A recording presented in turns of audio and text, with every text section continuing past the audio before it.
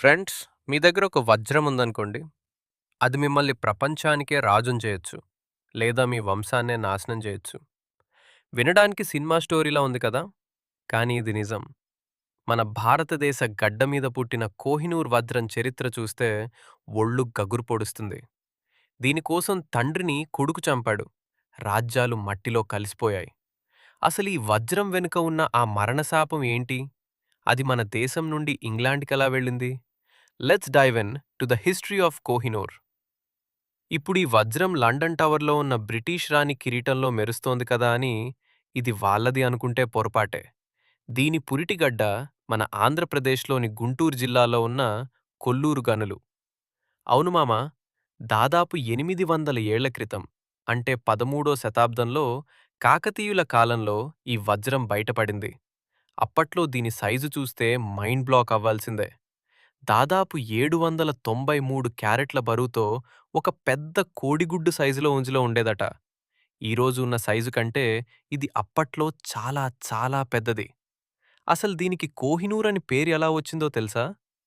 Persian భాషలో ఖోహ్ ఈ నూర్ అంటే కాంతి పర్వతం అని అర్థం. నిజంగానే దీని వెలుగు చూసి శత్రువులు కూడా కళ్ళు తేలేసేవారట. మొఘల్ చక్రవర్తి బాబర్ తన డైరీలో ఈ వజ్రం గురించి ఒక క్రేజీ మాట రాశాడు.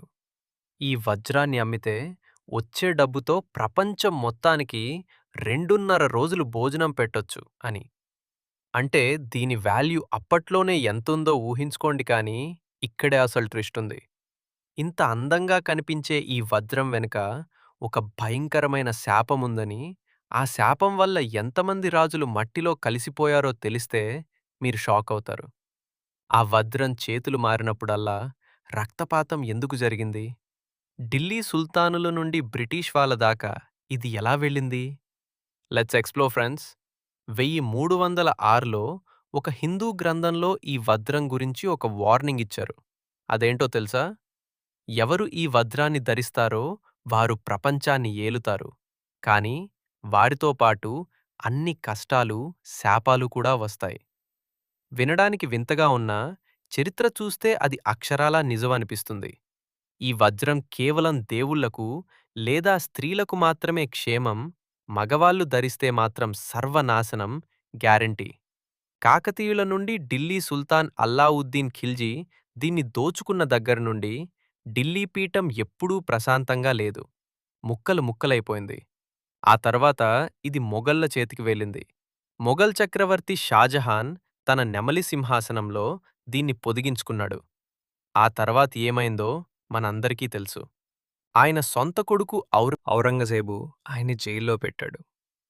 ఇక 1739లో పర్షియా రాజు నాదిర్ షా ఢిల్లీ మీద దండయాత్ర చేసి ఊచకోత కోసి ఈ వజ్రాన్ని కొట్టేశాడు. వజ్రాన్ని చూసిన ఆనందంలో ఆయన నోటి నుండి వచ్చిన మాటే ఖోహ్ ఈ నూర్. కానీ ఆ వజ్రం వెళ్లిన 8 ఏళ్లకే నాదిర్ షా హత్యకు గురయ్యాడు. ఆయన సామ్రాజ్యం ముక్కలైపోయింది.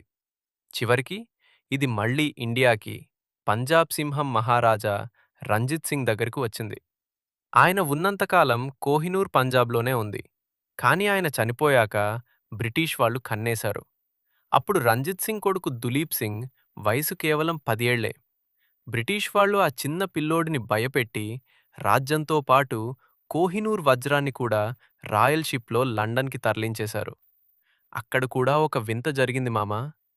బ్రిటిష్ వాళ్ళు ఈ వజ్రాన్ని తీసుకెళ్లిన కొన్నాళ్లకే సూర్యుడు అస్తమించని బ్రిటిష్ సామ్రాజ్యం మెల్లగా కుప్పకూలడం మొదలైంది. ఒక్కొక్క దేశం వాళ్ళ నుండి విడిపోవడం స్టార్ట్ అయింది. బహుశా ఆ శాపం వల్లేనేమో, లేనేమో ఇప్పటికీ ఆ వజ్రాన్ని బ్రిటిష్ దరాజులు ధరించరు.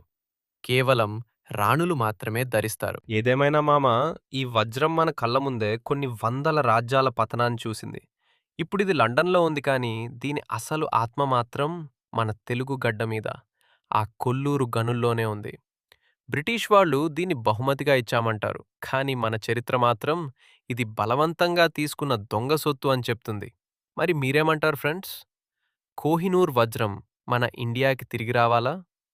ఒకవేళ ఆ శాపం నిజమైతే అది రావటం మనకు మంచిదేనా? మీ మనసులో ఏముందో కింద కామెంట్ చేయండి.